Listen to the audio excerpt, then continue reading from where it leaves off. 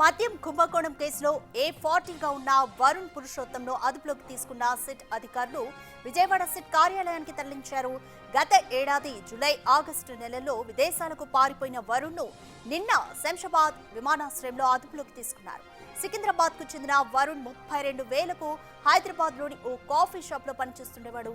ఓ వైద్యుడి ద్వారా రాజ్ కేశరెడ్డి బృందం మద్యం కుంభకోణం ఉచ్చులోకి వరుణ్ ను దించింది. పుదుచ్చేరిలోని లీలా డిస్టిలరీస్ ప్రైవేట్ లిమిటెడ్ కంపెనీకి వరుణ్ కుమార్ ను ఏపీ ఆపరేషన్స్ హెడ్ గా నియమించింది. అతని పేరిట వందల కోట్ల రూపాయలను కొల్లగొట్టిందని తేలింది. తమిళనాడులోని ఎస్ఎన్జే షుగర్స్ అండ్ ప్రొడక్ట్స్ సంస్థకు సంబంధించిన డైరెక్టర్లు ఎగ్జిక్యూటివ్లను రాజ్ కేశరెడ్డి బెదిరించి వారి అనుబంధ సంస్థ అయిన లీలా డిస్టిలరీస్ ను తన గుప్పిట్లో పెట్టుకున్నారు. ఈ కంపెనీకి వరుణ్ ను ఏపీ ఆపరేషన్స్ హెడ్ గా నియమించారు. ఏపీ బెవరేజెస్ కార్పొరేషన్ నుంచి భారీగా మద్యం సరఫరా ఆర్డర్లను కట్టబెట్టారు. 2020 జూన్ నుంచి 2024 మార్చి మధ్య బెవరేజెస్ కార్పొరేషన్ ఈ సంస్థ ఖాతాలో ఏకంగా 459 కోట్లు జమ చేసింది.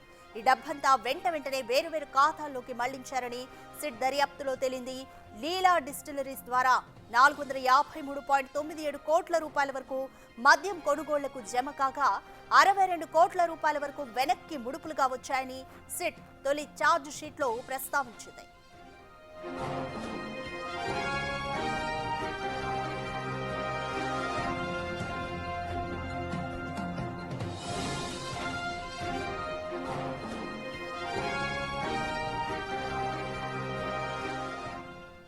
మోర్ డీటెయిల్స్ మా ప్రతినిధి సాహిత్య అందిస్తారు. సాహిత్య, మద్యం స్కామ్ కి సంబంధించి ఏపీలో రోజుకొక ట్విస్ట్ వెలుగు చూస్తూనే ఉంది. ఇప్పుడు A40గా ఉన్న వరుణ్ పురుషోత్తం రోల్ గురించి సిట్ అధికారులు ఏం చెప్తున్నారు?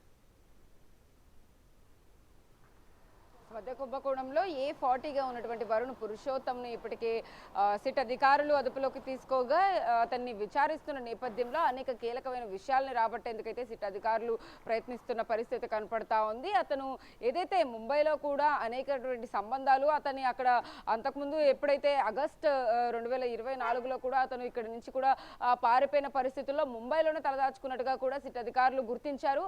ఇదే నేపథ్యంలో మద్యం కుంభకోణంకి సంబంధించి కూడా అనేక డబ్బు నగదు అంతా కూడా అతను ఏదైతే తరలించడానికి ప్రయత్నించాడో వాటన్నిటి గురించి కూడా ఎక్కడెక్కడ దాచి ఉంటారు అనే వివరాలను కూడా అడిగి తెలుసుకునే ప్రయత్నం చేస్తున్నారు. ఇటు పుదుచ్చేరిలో కూడా అతను లీలా డిస్టిలరీ ఏదైతే ఉందో దానికి సంబంధించి కూడా ఆపరేషన్స్ హెడ్ గా ఇతను నియమించిన నేపథ్యంలో 10 కోట్ల పవర్ చెక్ ను కూడా అప్పట్లో కేశరెడ్డి రాజశేఖర రెడ్డి ఆధ్వర్యంలో కనుక ఏపీ ప్రభుత్వం నియమించింది. ఇతన్ని నియమించిన తరువాత అతని చేతుల మీదుగానే అక్కడ నుంచి ఆర్డర్లన్నీ కూడా ఏదైతే అన్ని పంపించడం కానీ వాటన్నిటికి సంబంధించిన లావాదేవీలకు సంబంధించి కానీ ఆ డబ్బు ఆ ముడుపులన్నిటిని కూడా అక్కడి నుంచి పంపించే ప్రయత్నంలో భాగంగా అయితే కనుక వరుణ్ పురుషోత్తం ఎక్కువ కీలక పాత్ర పోషించినట్టుగా కూడా సిట్ అధికారులు గుర్తించారు.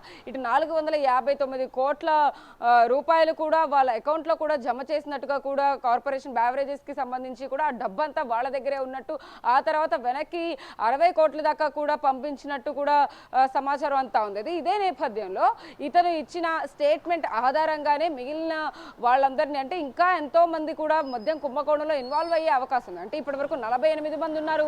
ఇందులో 12 మందిని అరెస్ట్ చేసిన పరిస్థితి అయితే ఉంది. ఇటు మిథున్ రెడ్డిని కూడా రాజమండ్రి సెంట్రల్ జైలుకి పంపించడం కానీ 9 మందిని అయితే కనుక ఇటు ఏదైతే విజయవాడ సబ్ జైల్లో అయితే కనుక వాళ్ళని ఉంచిన పరిస్థితి అయితే ఉంది. మిగిలిన 2 నిందితులు కూడా గుంటూరు సబ్ జైల్లో ఉన్న పరిస్థితి అయితే ఉంది. వీళ్ళందరికీ కూడా నిన్న ఏసీబీ కోర్టులో కూడా 13వ తారీఖు వరకు కూడా రిమాండ్ ఎక్స్టెండ్ చేసిన పరిస్థితి.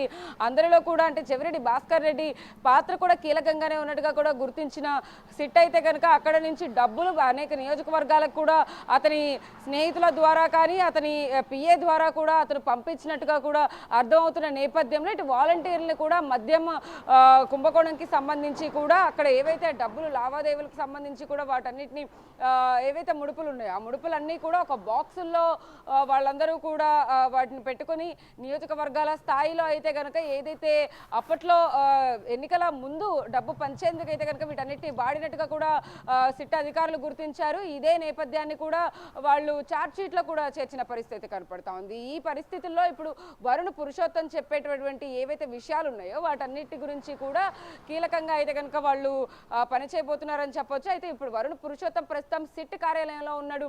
ఒక బృందం అతన్ని ఇన్వెస్టిగేషన్ చేస్తూ ఉంది. మరో బృందం అటు ముంబైకి కూడా వెళ్ళినట్టుగా కూడా మనకు సమాచారం అంతా ఉంది. అంటే ఇతను చెప్పే ఏవైతే కొన్ని స్టేట్మెంట్స్ ఉన్నాయో దీనికి సంబంధించి కూడా మద్యం కుంభకోణంలో ఎక్కడెక్కడ ఈ నగదు ఉందో, లేకపోతే ముంబైలో ఇంకెంతమంది నిందితులు ఉన్నారు, ఇతనితో పాటు ఇంకా ఎంతమంది ఈ కుంభకోణంలో అయితే కనుక ఉన్నారు అని చెప్పేసి కూడా అతను చెప్పిన ఇన్ఫర్మేషన్ మేరకు ఒక టీం కూడా ముంబై వెళ్ళినట్టుగా కూడా మనకి సమాచారం అంతా ఉంది. అక్కడ నుంచి అనేక విషయాలను కూడా వాళ్ళు రాబట్టి సాక్షులు ఎవరైనా వచ్చే అవకాశం ఉందంటే ఇంకా ఇతన్ని కూడా నిందితుడుగా కానీ లేకపోతే అరెస్ట్ చేయడం కానీ ఇంకా ఏమీ చేయలేదు కాబట్టి ఇతన్ని ఏమైనా అంటే ఇప్పటికీ అదుపులోకి తీసుకున్నారు కాబట్టి ఇతను ఏం చెప్పబోతున్నాడు, వరుణ్ పురుషోత్తం చుట్టూనే మొత్తం అంతా కూడా కథ తిరుగుతోంది కాబట్టి ఖచ్చితంగా అతను చెప్పే విషయాలు బట్టే కూడా మద్యం కుంభకోణం కేసులో మరో మలుపు తిరిగే అవకాశం అయితే కనపడతా ఉంది కాబట్టి ఖచ్చితంగా ఇతని స్టేట్మెంట్ చాలా కీలకంగా మారే అవకాశం అయితే కనపడుతుంది.